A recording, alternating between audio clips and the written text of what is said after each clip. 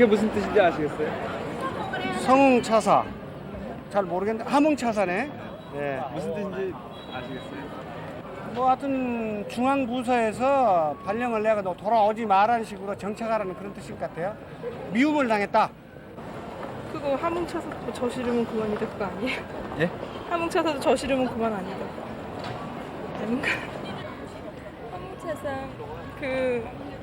암행어사 나 모르겠어. 그러니까 아버지가 함흥으로 가 있는데 아들이 아버지를 모시러 차사를 몇 번이나 보냈는데 그 차사가 갈 때마다 아버지가 죽이던가 이렇게 해가지고 안 와서 함흥차사로 온 거 아니에요? 어느 시대 때 얘기인지 아시겠어요? 조선시대요. 아버지는 이성계고. 정실 부인에서 태어난 아들과 그 둘째 부인에 태어난 아들 사이에 그 왕위 개선, 거기에서 문제가 많이 발생했죠. 이 태종이 어차피 왕은 돼야 될 것 같고 그러니까 이제 조금 화가 나셨어. 그래가지고 함흥으로 가셨어. 함흥이 고향이거든요. 권력이라는 것이 부자 시간에 인륜도 무시할 수 있을 정도로 매력적인 면이 있다고 생각하십니까? 권력뿐만 아니라 재계에서도 굉장히 아주 그 부분에 관한 한 아주 남자분들은 차고 강력하게 끊더라고요. 내가 책을 많이 보니까 여자들하고는 좀 달라. 그러니까 그걸 내가 여기서 논할 수 없지만 가능한 일이라고는 항상 생각해요.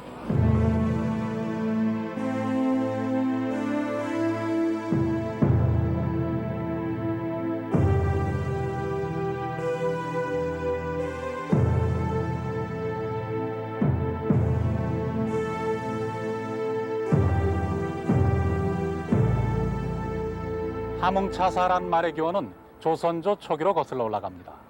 조선 3대 왕인 태종이 즉위한 후 아버지인 태조가 태종을 버리고 함흥으로 가서 다시는 돌아오려고 하지 않자 태종은 아버지를 무난하고 설득하기 위해 수차례 차사를 보냅니다. 하지만 가는 차사마다 죽음을 당해서 살아 돌아오는 사람이 하나도 없었다고 합니다. 이때부터 어디를 갔다가 소식도 없이 돌아오지 않는 경우를 두고 함흥차사라고 부르고 있습니다. 조선을 개국했던 태조 이성계, 태조의 조선 개국을 도운 후 왕위에 올라 새 왕조의 기틀을 세운 태종 이방원. 하지만 왕위기에 앞서서 아버지와 아들이었던 두 사람. 이 두 사람은 과연 어떻게 해서 함흥차사란 말에 유래를 남길 만큼 극단적인 갈등을 겪게 됐던 것일까요? 함흥차사에 얽힌 이야기는 과연 어디까지가 사실이며 이 두 사람이 걸어야 했던 왕의 길, 부자의 길은 과연 어떠한 것이었을까요? 역사의 라이벌, 오늘 시간에는 태조와 태종, 아버지와 아들을 만나보도록 하겠습니다.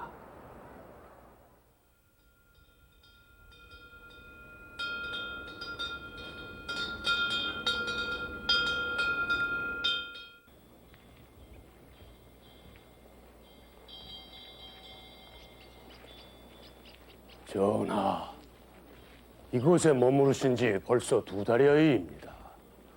불사도 끝났으니 이제 그만 환공하시옵소서. 연부를 하시고 불경을 읽으시는 일이 어찌 꼭 이곳에서만 가하겠사옵니까?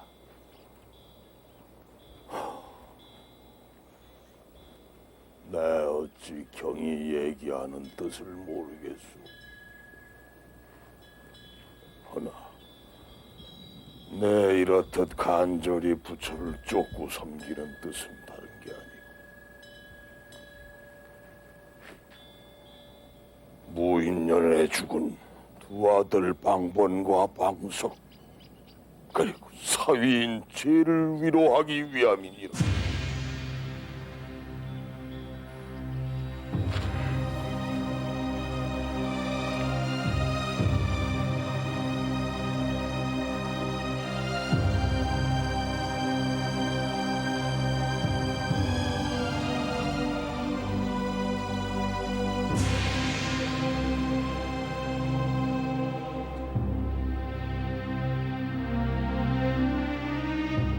조선 개국 초인 1398년 무인년, 당시 정치 권력에서 소외되어 있던 태조의 5번째 왕자 이방원은 몇몇 왕자들과 개국 공신 그리고 종친들을 모아 난을 일으킨다. 이른바 제1차 왕자의 난이었다. 그 결과 당시 권력의 핵심에 있던 개국 1등 공신 정도전과 남원 등이 제거되고 방원의 이복 형제 즉 태조의 계비 강씨 소생의 방석과 방번 그리고 경순 공주의 남편 이재 등이 피살된다.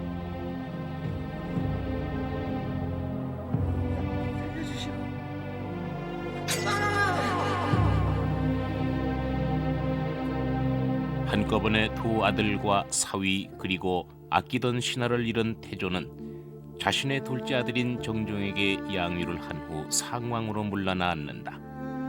아버지 태조로서는 권력을 잡기 위해 곤욕상정을 벌인 아들 방원을 도저히 용납할 수 없었던 것이다.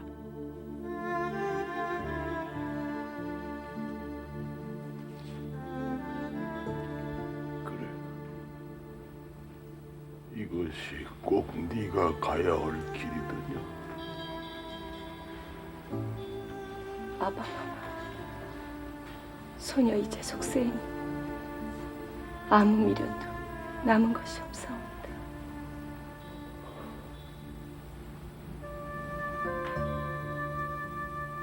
이곳에서 승하하오신 어마마마와 비명에 간 두 동생 방석과 방번 그리고 지아비를 위해 평생을 발언하며 살게 해주십시오.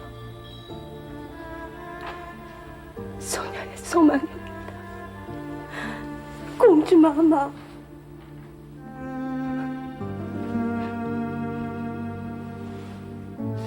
이리에서 네 마음이 편하다면, 그래서 위안이 된다면 내 어찌 맡기네. 내 직접 네 머리를 깎아주고 내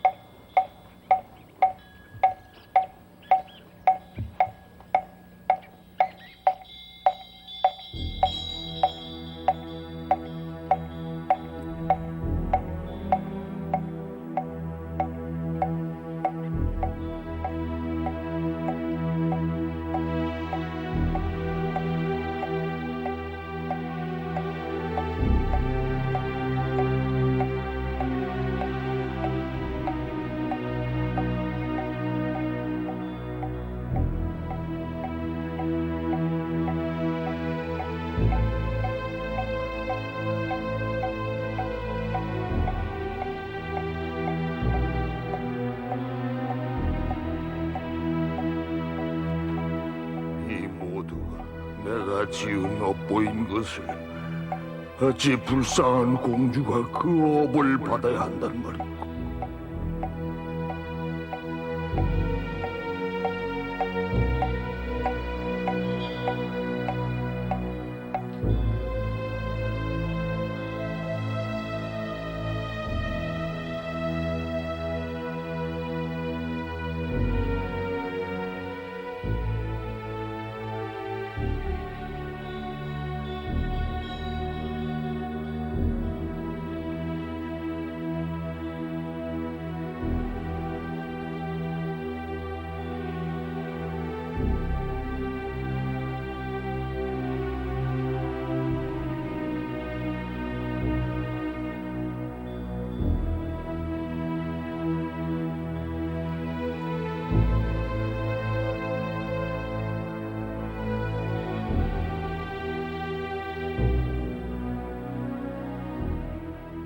난을 일으켰다는 부담을 덜기 위해 일단 형인 정종에게 왕의 자리를 양보한 정안군 방원.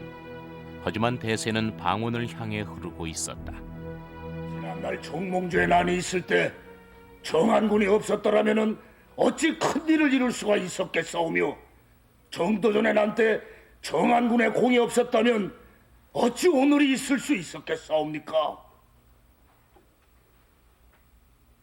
이는 하늘의 뜻과 인심이 어디에 있는지를 말해주는 것이옵니다. 감히 청하옵건대 정안군을 세자로 삼으심이 옳은 줄로 아옵니다. 세자를 책봉하시는 일은 더 이상 미루시어서는 아니 되올 줄 아옵니다. 경들의 말씀이 옳습니다. 이미 세자를 삼았어야 옳았지요.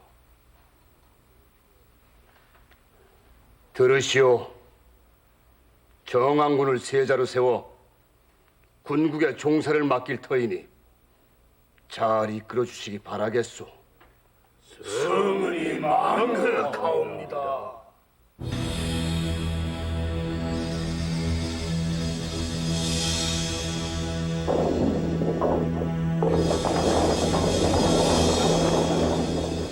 세자로 책봉된 후 방원은 권력 기반을 다지기 위해 제도의 개혁과 사병 혁파 작업을 본격적으로 추진해 나간다.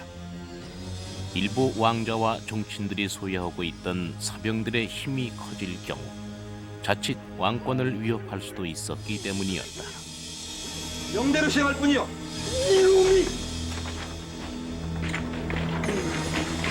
하지만 이는 당시 사병을 소유하고 있던 사람들의 큰 반발을 사게 된다.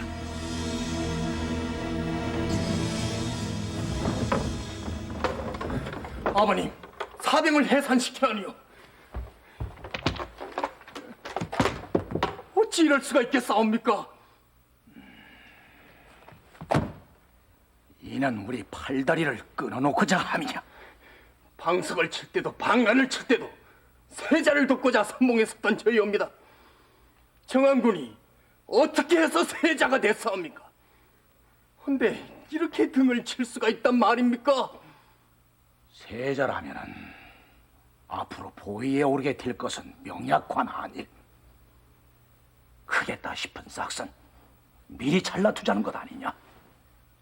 군말을 내주어서는 절대 아니 됩니다. 사병을 잃은 절제사라니요. 그리 되면 그야말로 허사비가 아니옵니까? 앞으로 한동안은 큰 바람이 불 게다.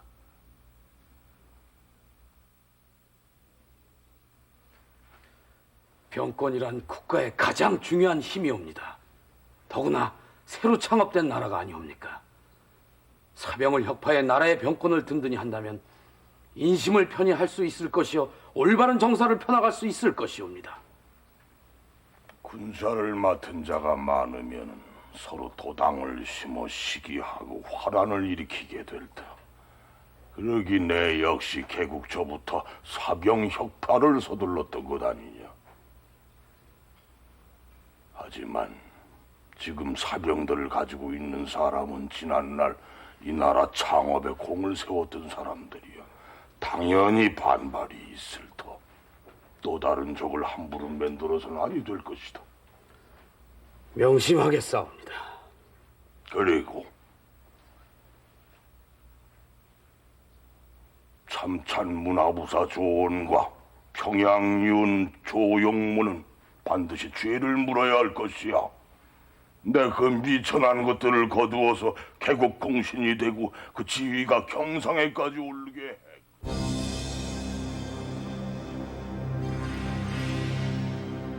태조가 처벌을 요구하고 있는 조원과 조영무는 지난날 태조를 도와 조선 개국에 힘썼던 이른바 개국공신이었다.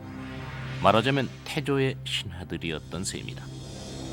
하지만 이들은 1차 왕자의 난이 일어났을 때 방원을 도운 공로로 다시 정사 공신에 책록된다. 태조의 입장에서 보면 자신을 배반하고 방원편에 붙어 고륙 상정을 도운 신하들이 다시 공신이 된 것이다. 따라서 방원을 도운 정사공신을 처벌하라는 것, 그것은 결국 세자 방원에 대한 태조의 노여움이요 불만의 표시였다. 조은과 조용무, 임무의 무지함을 논하는 상소가 끊이지를 않고 모든 문무백관 또한 이들의 소환을 청하게 오니 소인 도승지 어찌할 바를 모르겠사옵니다. 모두들 과인이 그러다 하니 내 어찌 궁 안에 더 머물러 있겠소. 내 장차 있을 곳을 찾아 떠나리라.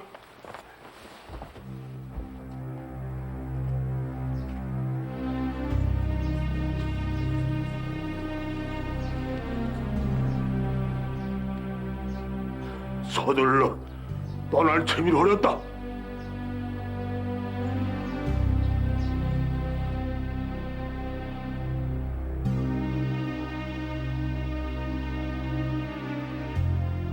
모든 실권을 내주고 의욕마저 잃어버린 태조는 몰래 궁궐을 떠나 절을 찾는 일이 많아졌다. 주로 회암사나 신암사 등지를 찾으며 왕자의 난 때 목숨을 잃은 두 아들과 사위, 그리고 조선이 개국되는 과정에서 목숨을 잃어야 했던 수많은 고려 종신들의 원혼을 달랬다.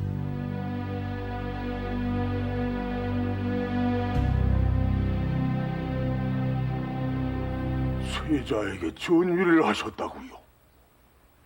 예. 도의에 오르신 지 불과 2년입니다. 주상의 춘추 아직 한참이신데 뭘 그리 급히 서두르십니까? 더 이상 늦출 일이 아니옵니다. 아무리 그렇더라도 어찌 내게 한 말씀도 없이 전위를 하신단 말씀입니까? 망극하옵니다. 주상의 심정은 내 잘 알지요. 할 수도 없고 안 할 수도 없는 일. 이미 전위를 하셨다니 내 무슨 말을 더 하겠습니까?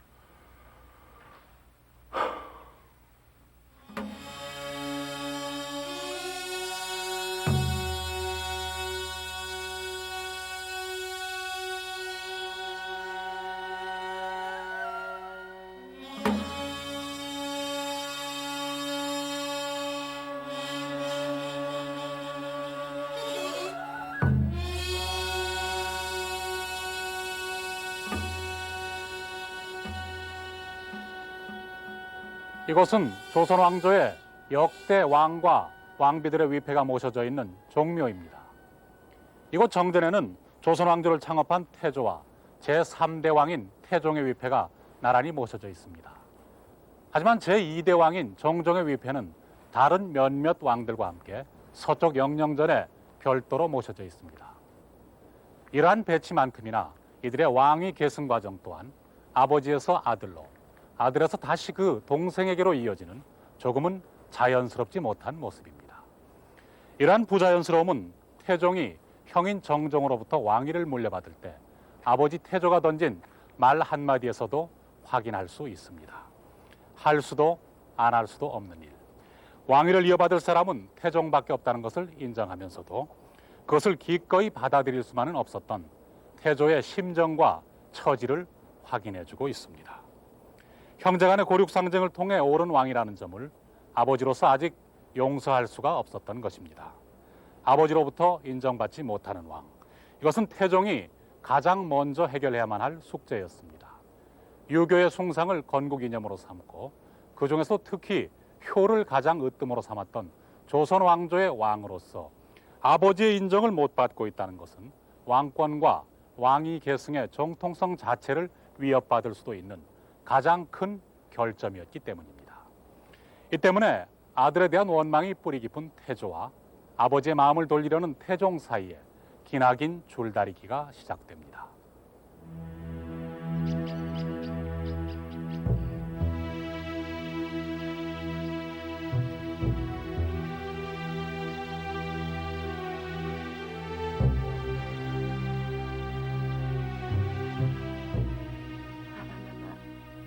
그만 환궁하시지요.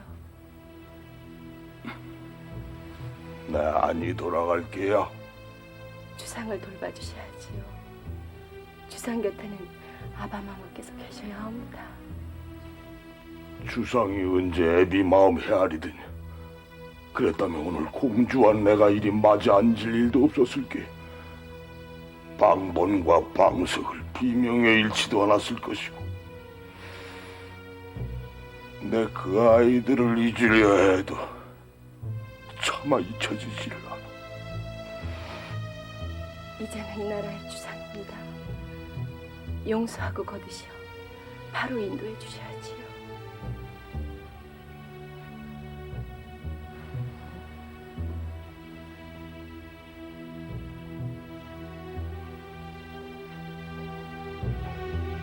태종의 등극 이후 정종은 상왕, 태조는 태상왕으로 물러나 앉는다. 이후 태조는 정서를 일체 외면한 채 궁을 떠나 있는 일이 더욱 잦아진다.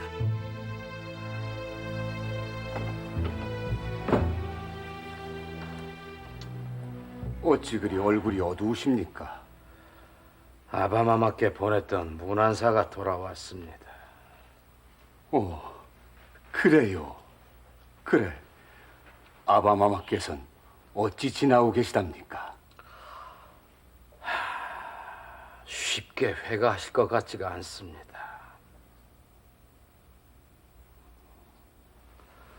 상왕 전하, 이 나라의 주상이옵니다. 아바마마께서 창업하신 왕조의 기틀을 바로 세우고자 미력 하나만 온 힘을 다 쏟고 있사옵니다. 하지만 제일 큰 힘이 돼주셔야 할 아바마마께서 절 외면하고 계십니다. 태상왕 전하이시기 이전에 아버님이시질 않습니까? 부왕의 사랑을 얻지 못하는 왕을 백성들이 어찌 생각하며 어찌 따르겠사옵니까?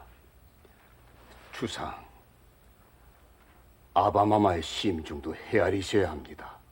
그리고 정성을 다해 아바마마의 마음을 여셔야죠. 아바마마께서 주상의 어버이시라면 주상은 만 백성의 어버이십니다. 아바마마의 마음을 여는 정성 없이 어찌 만 백성의 마음을 열 수 있겠습니까?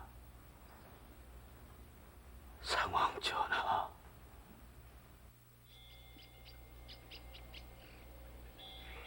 아바마마, 그동안 용안이 너무도 수척해지셨습니다. 듣자오니 고기로 만든 음식은 전혀 드시질 않는다고요. 왕사의 말이 술을 마시고 고기를 먹으면 죽어서 머리 없는 벌레가 된다 하길래 안 먹고 있지요. 그렇다면 왕사께서 큰 불충을 하신 게지요. 아바마마의 옥체를 제대로 받들지 못하였으니 이보다 더 큰 불충이 어디 있겠습니까?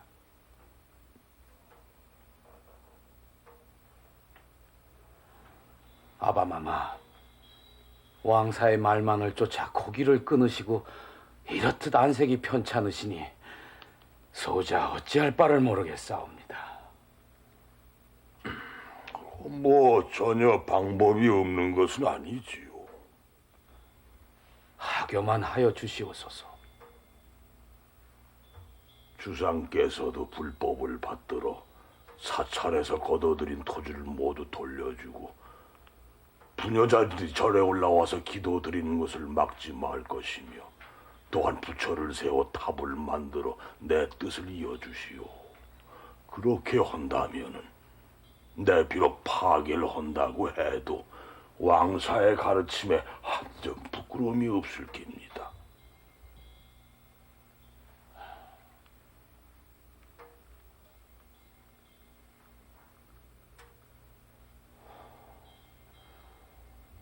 죽는 일도 사양하기 어렵사온데 어찌 그만한 일을 사양하겠사옵니까? 명하신 대로 하겠사옵니다.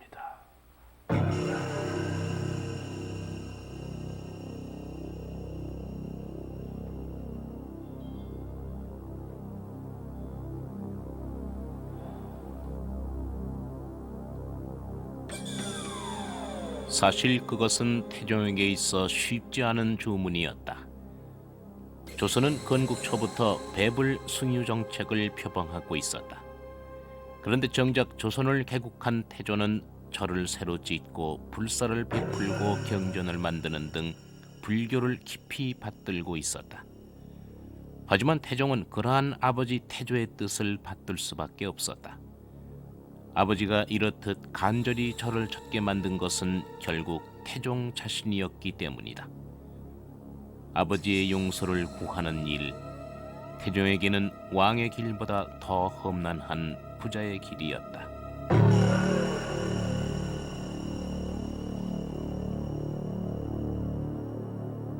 태조는 다시 금강산을 거쳐 자신의 근거지였던 동북면, 그러니까 지금의 함경도 지역으로 향한다.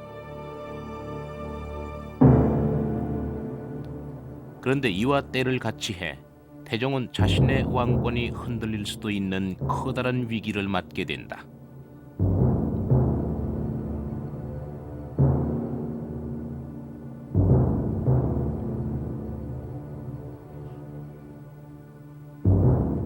안면부사 조사이란 자가 군사를 일으키다니, 도대체 그 자가 군사를 일으킨 연유가 무엇이란 말이더냐? 말씀드리게 황공하오나. 구하지 못할까?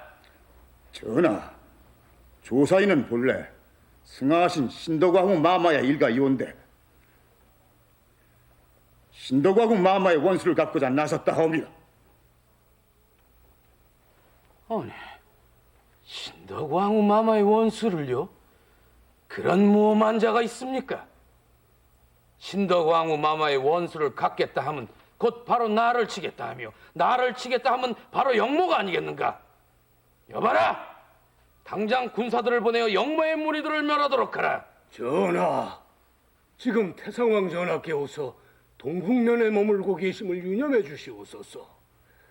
태상왕 전하께서 이르는 길을 저들이 가로막고 있으니 함부로 군사를 내었다가는 그 화가 태상왕 전하께 미칠까 두렵사옵니다. 아니, 저 불온한 무리들이 태상왕 전하께서 주상 전하께 지니고 계시는 불편하신 심기를 알고 그것을 이용하여 더 큰 영모를 꾸밀 수도 있음이옵니다. 난군들이 태상왕 전하를 앞세운단 말입니까? 망극하옵니다. 이렇게 어려울 때 과인의 곁에 계셔 주었더라면.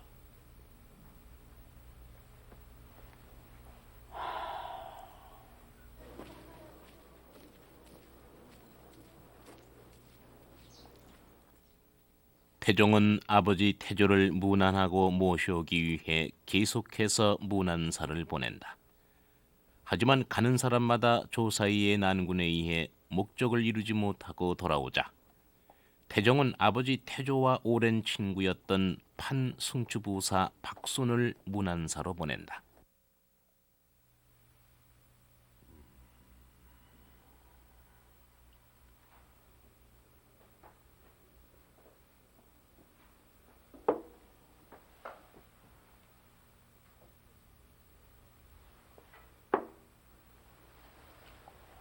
태상왕 전하, 제가 지난밤에는 아주 해괴한 일을 하나 보았사옵니다. 해괴한 일이라니요? 새끼쥐 한 마리가 막 처마 끝에서 떨어지려는 찰나에 어미쥐가 붙잡았었지요. 헌데요? 금방 두 마리가 다 땅에 떨어질 판인데도 어미쥐는 새끼쥐를 놓지 않고 있었사옵니다.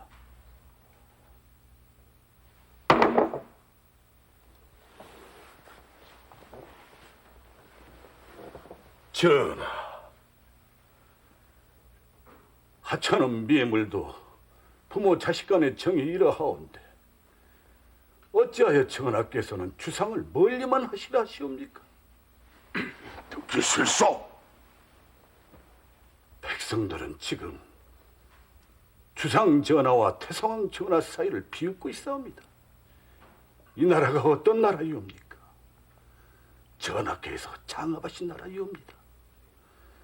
전하께서는 친히 창업하신 나라에 지금 누를 끼치고 계시옵니다. 전하, 부디 항공하시옵소서. 항공하시오. 이 나라 만년 대계를 이끌어 주시옵소서.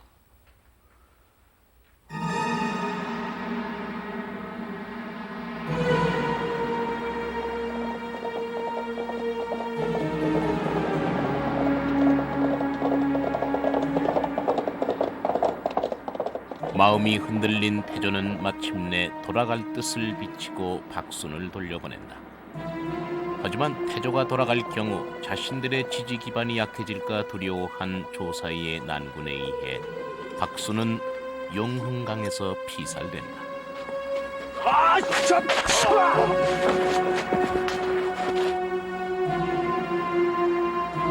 조선이라는 그 동북면의 토착 세력들이 중심이 돼서 일어난 난이라고 할 수 있습니다. 동북면이라는 지역은 그 고려 말 때부터 이성계가 성장하는데 대단히 중요했던 지역입니다. 이성계의 그 군사력, 우리가 말하는 친군 내지는 사병이라고 얘기를 합니다만은 그 사병의 모태가 되었던 지역이고 조선 건국에 있어서 결정적인 군사력을 제공했던 지역입니다.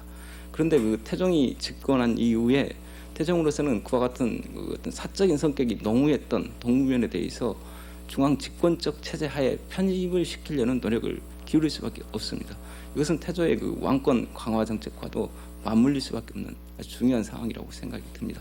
그래서 태종으로서는 동북면에 대해서 어떤 여러 가지 법적 조치를 구체적으로 취하고 있지는 않습니다만 그런 조짐들을 보이고 있습니다. 그래서 여기에 대해서 동북면 토착 세력들이 대단히 불만을 가졌지 않나 이렇게 생각을 합니다. 그리고 그 이성계가 과연 조선인 안에 직접 가담이 돼 있는가 이런 문제가 조금 의문스럽습니다만은 실질적으로 이성계가 직접적으로 그 태종을 왕권 자체를 전복시키기 위한 어떤 조선인 안에 가담을 했을 거라 아니면 직접 지식을 했다고 이렇게 보기는 어렵지 않겠나 생각이 됩니다.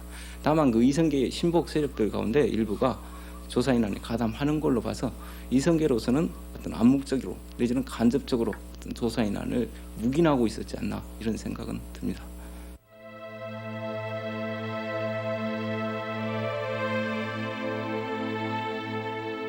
연려실 기술에 의하면 함흥으로 갔던 문안사 중 살아 돌아온 이가 하나도 없다고 전한다.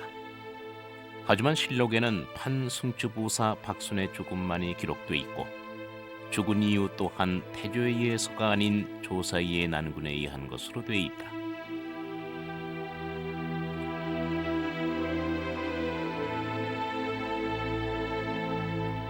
이렇듯 박순마저 피살되자 조정에서는 태조와 오래고 깊은 인연을 갖고 있는 왕사 무학을 다시 함흥으로 보낸다.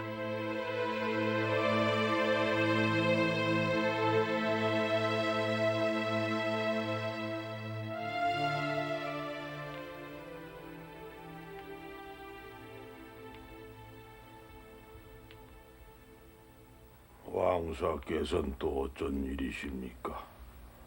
왕사께서도 주상의 부탁을 받아 날 끌어가자고 오신 겁니까? 전하, 빈도가 전하를 매신 지가 한두 해옵니까? 그토록 빈도를 몰라주시다니요. 그저 위료차 들렸사옵니다.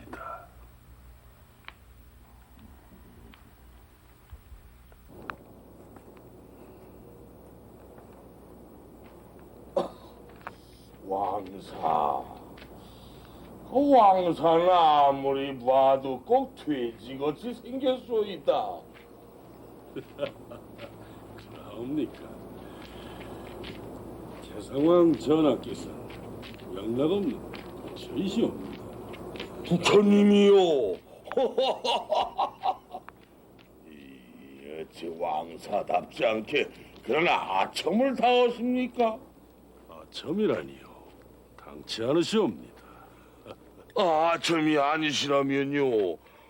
돼지에다가 어찌 부처로 화답을 오십니까 그래? 이 세상 삼나 만상이 부처의 눈으로 보면 부처요.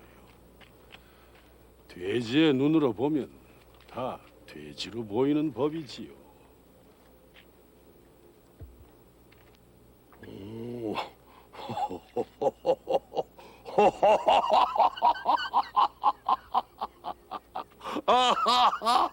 이제 만 백성이 부처의 눈을 가질 수 있도록 전하께서 이끄셔야지요. 주상이 지은 죄 참으로 크지요. 하지만 주상은 이제 태상왕 전하 한 분의 아들이 아닙니다. 그런 소리 꺼내려거든 싹 돌아가시오. 전하, 주상 곁에서 주상을 바로 이끌어 주셔야지요. 작게는 아들을 살리는 일이요, 크게는 전하께서 창업하신 이 나라를 살리는 일이옵니다. 주상을 버리심은 이 나라를 버리심이옵니다. 듣기 싫다지 않소. 전하 곁에 지금 누가 남아 있사옵니까? 모두 다 잃고 이제 누구를 의지하려 하옵니까?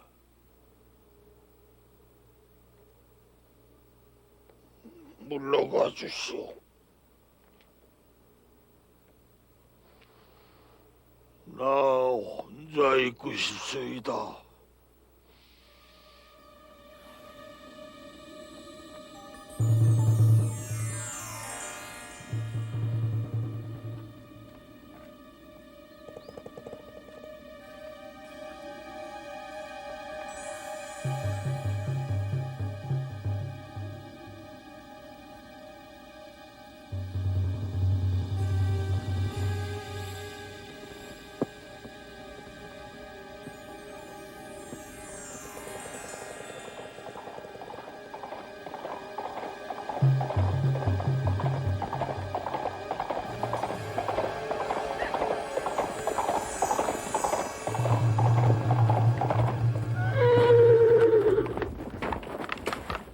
태상은 전하께 없어 해가 하시옵니다.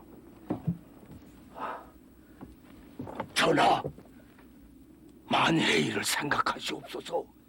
기둥에서 멀리 떨어지시면 아니 되옵니다. 무슨 말씀이요? 아바마마께서 오시는데 이 자리에 서서 영접하라는 말씀이요? 전하!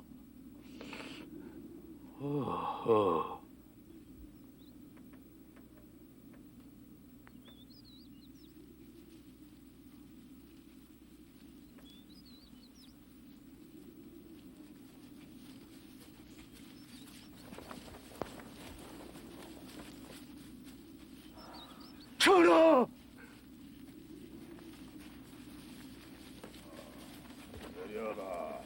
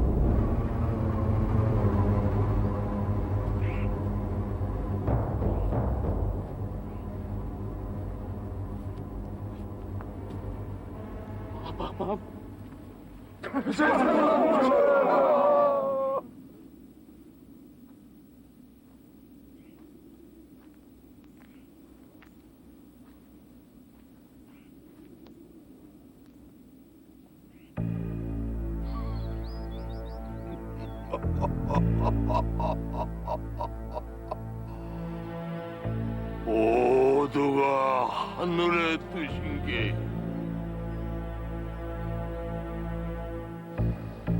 환공채비 서두르지 않고 무엇들 하는 게야?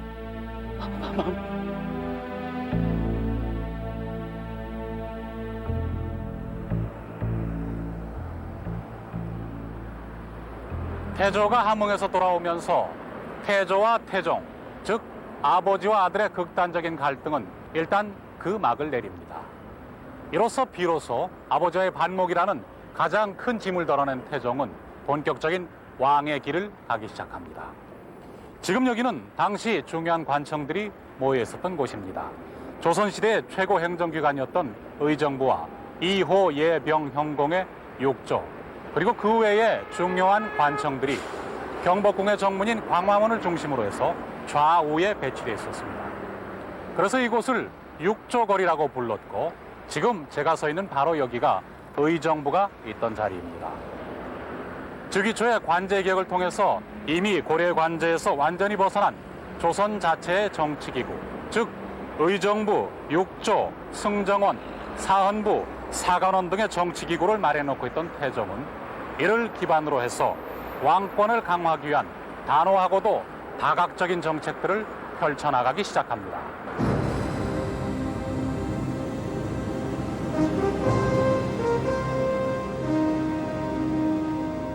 왕자의 난에 대한 악몽과 갖가지 천재지변을 피해 새도읍 한양을 버리고 고려의 옛 수도 개경으로 돌아가야 했던 개국 초기, 태종은 재위 5년 만인 1405년 개경에서 다시 한양으로 재천도하면서 새 왕조의 면모를 일신하기 위한 신도 건설 사업을 본격적으로 추진해 나간다. 하지만 자신의 거처는 왕자의 난을 일으켰던 경복궁이 아닌 새로 지은 창덕궁이었다. 왕자의 난을 통해 왕위에 올랐다는 것이 아버지 태조뿐만 아니라 태종 스스로에게도 평소 얼마나 큰 짐이었는지를 알 수 있다.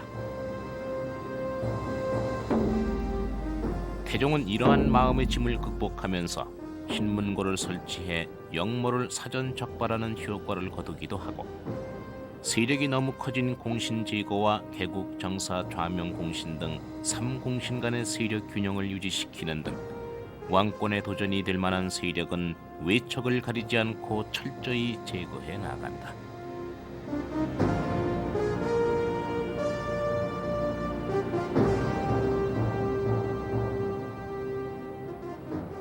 주상이 잘 알아 재결하겠지만 회안군은 군사를 일으켰다 쫓겨나고 이강군은 이미 이 세상 사람이 아니니 친척 가운데 살아남은 자가 몇이나 됩니까? 일이 잘 될 때는 도와주는 사람들이 많지만은 일이 어려운 낭패를 볼 때는 도와주는 사람이 적긴 마련이에요. 어려울 때 도와줄 이는 친척만한 게 없습니다. 이대를 잘 보존하면은 천변지게도 적어질 것이에요. 부디 잊지 마세요. 하오나 새로 창업한 왕조의 시작입니다. 시작부터 단단히 해놓아야 다음 시대부터는 태평성대를 이룰 수 있지 않겠사옵니까? 그래도 너무 치다 보면은 적이 많아집니다. 주상께서도 애비의 정을 잃어보신 적이 있지 않습니까? 다음 시대부터는 덕치를 펼 수 있도록 하기 위함입니다. 소자가 쌓은 악업은 소자가 모두 져야 하겠지요.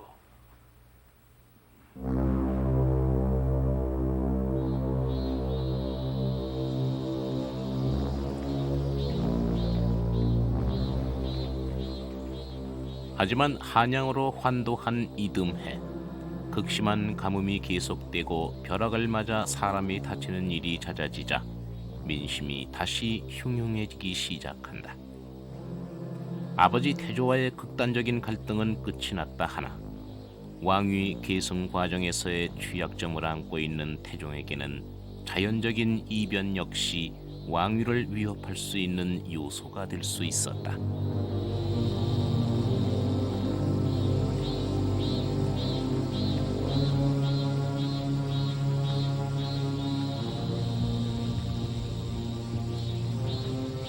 하늘이 아직도 나를 용서하지 않았습니까? 나라를 바로 세우고자 했던 일이거든. 이 몸의 죄가 이지도 크단 말인가?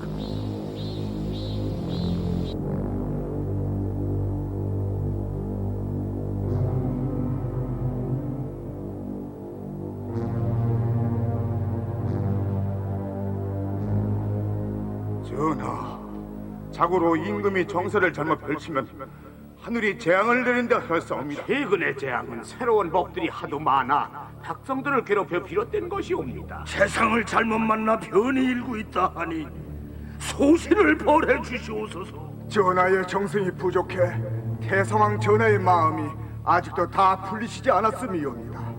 효를 다한다면 천신도 순해질 것이옵니다.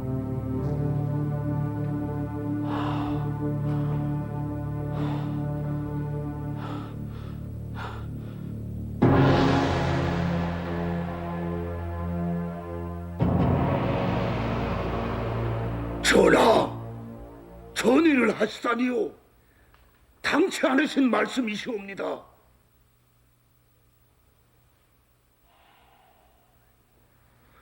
전하의 춘추 한창이었고 세자마마의 나이 아직 성년이 못됐사온데 갑자기 전의를 하시겠다니요.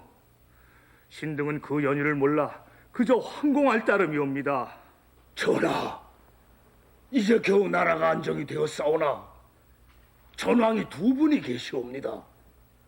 전하께서 전의를 하신다면은 전왕이 세 분이 계시게 될 터이니 온 나라의 신하와 백성들이 뭐라고 하겠습니까?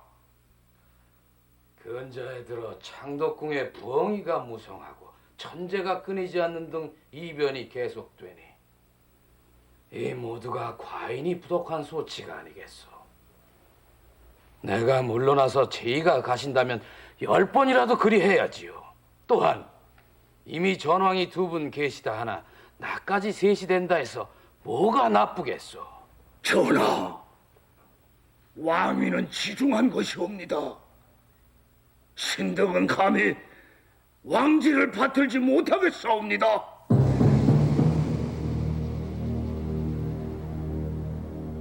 전이 문제를 둘러싼 태종과 신하들과의 줄다리기는 사흘간이나 계속되고 마침내 태종은 전이 의사를 거두겠다는 뜻을 비친다.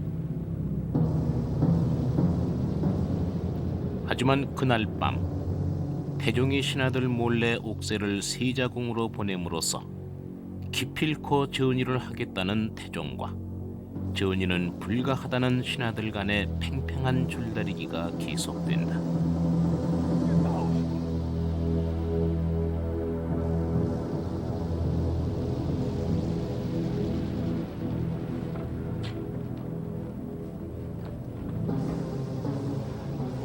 전하, 전의가 불가하옵다는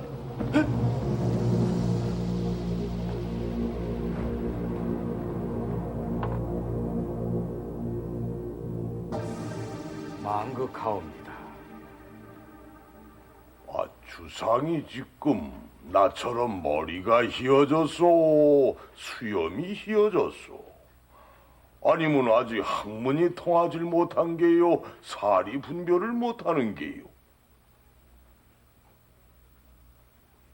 대체 갑자기 물러나서 편히 쉬고자 한다는 게 무슨 뜻입니까? 내 100세를 맞은 다음에는 주상이 무슨 일을 하든 개의치 않을 것이나 내 죽기 전엔 다시는 그런 말씀 듣고 싶지 않습니다. 심려를 끼친 죄 용서하시옵소서. 하오나 아바마마의 그러하오신 뜻을 신하들이 어찌 알 수 있겠사옵니까?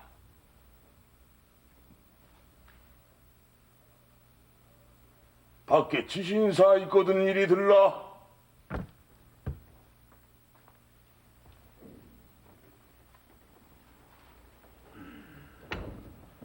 불러 계시옵니까? 주상의 전의 문제는 앞으로는 다시는 거론되는 일이 없을 게야. 그러니 앞으로 주상을 더더욱 잘 보필하도록 하라. 명심하겠사옵니다.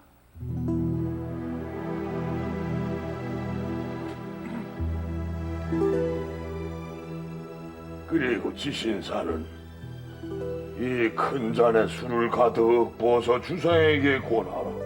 나 주상에게 내리는 벌주인이라.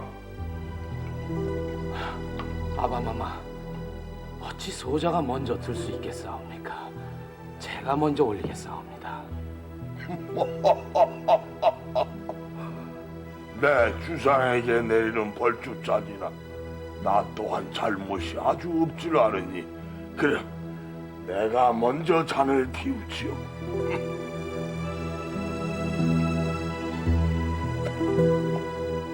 실제로 왕의 자리를 물려주려고 했다기보다는 이면의 목적이 숨겨져 있었다고 볼 수가 있는데, 그 목적은 태종 자신이 왕이 되는 과정에서 정통성 내지는 권위의 흠집을 받았던 부분을 해결을 하려는 의도, 이것과 둘째는 왕으로서 제위하는 동안에 그에 반대하는 세력들이 이 숨겨져 있는 것을 표면 위에 노출시켜서 제거하려는 목적, 이 두 가지가 작용했다고 판단이 됩니다. 특히 이 첫 번째 부분은 태종이 왕이 되는 과정에서 두 차례 왕제의 난을 일으켜서 여러 사람들을 죽였던 그런 과정이 있었고, 또 부왕인 이성계, 태조로부터도 인정을 제대로 받지 못했던 그런 부분이 작용을 하고 있었습니다. 이 부분은 여러 신하들로부터 왕의 자리를 세자에게 물려줘서는 안 된다 하는 적극적인 반대 상소라든가 이런 것을 받고, 또 부왕으로부터도 왕의 자리를 내가 죽는 동안에는 왕의 자리를 물려주지 말라고 요구를 받음으로써 원만하게 해결을 할 수 있었고, 두 번째 문제도 민무구, 민무질 형제라든가 이들이 적극적으로 반대 운동을 하지 않은 그런 부분에서부터 심증이 노출되어서 결국은 제거하는 성과를, 일종의 성과를 거두게 됩니다. 이로부터 태종은 정치 권력의 재편을 어느 정도 이루어서 보다 안정적인 그런 형태로 왕으로서 제위할 수 있게 되었다고 할 수 있습니다.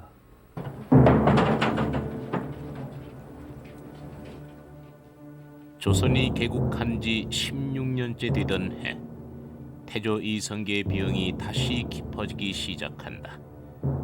태종은 아버지 태조를 늘 가까이서 병시중하기 위해 궁궐 담장을 파고 문을 만들어 밤새도록 친히 병상을 지키고 약시중을 드는 정성을 보인다.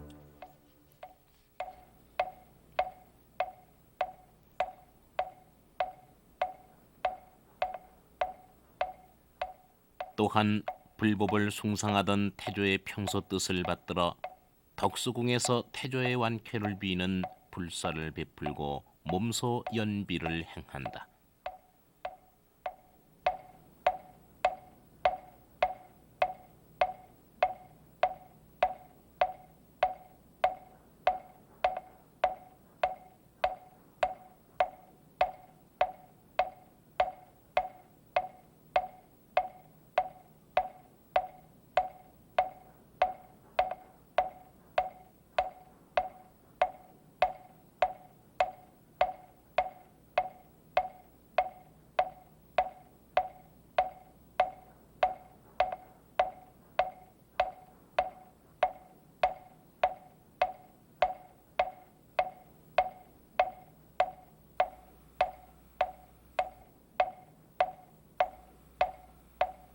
소자가 그간 아바마마께 보인 불충불효가 얼마이옵니까? 아직은 가시면 아니 되십니다. 소자에게도 기회를 주시옵소서.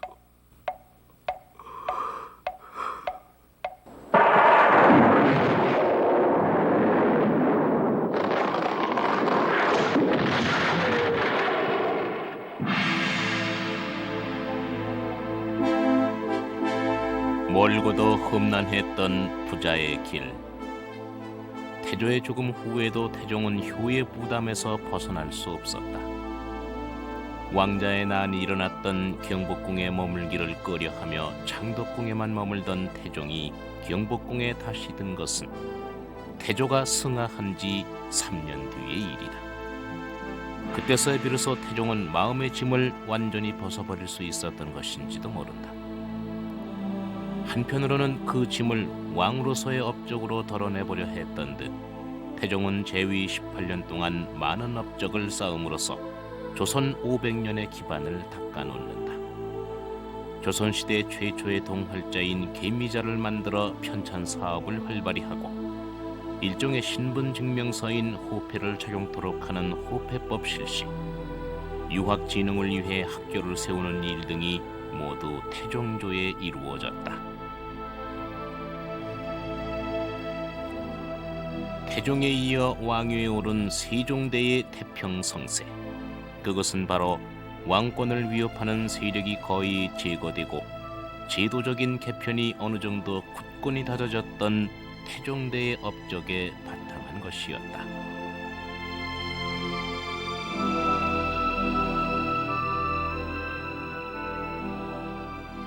조선 건국이라는 큰 업적을 역사에 남겼지만 개인적으로는 불행한 아버지였던 태조. 새로 개창된 조선을 반석 위에 올려놓는 데는 성공했지만 개인적으로는 역시 불행한 아들이었던 태종. 하지만 부자 간의 정을 회복함으로써 마침내 이들 부자의 불행은 막을 내리고 조선 왕조는 이후 500년을 이어나갈 기반을 닦을 수 있게 됩니다. 즉 아버지로부터 용서를 받음으로써 태종은 비로소 진정한 왕의 길을 갈 수 있었고 아들을 용서함으로써 태조는 자신이 건국한 왕조를 반석 위에 올려놓을 수 있었던 것입니다. 태조와 태종 두 사람이 보여준 갈등과 화해는 한 집안의 아버지요 아들로서 모범을 보이지 못하고서는 결코 한 나라를 제대로 이끌어 나갈 수 없다라는, 어쩌면 오늘날의 우리들 모두에게도 해당될 수 있는 지극히 평범한 진리를 일깨워주고 있습니다. 이런 의미에서 태조와 태종이 걸어야 했던 부자의 길은 왕의 길보다도 더 어렵고 힘든 길이었는지도 모릅니다. 왕의 길보다도 부자의 길이 우선하는 나라, 그것이 바로 조선이었습니다.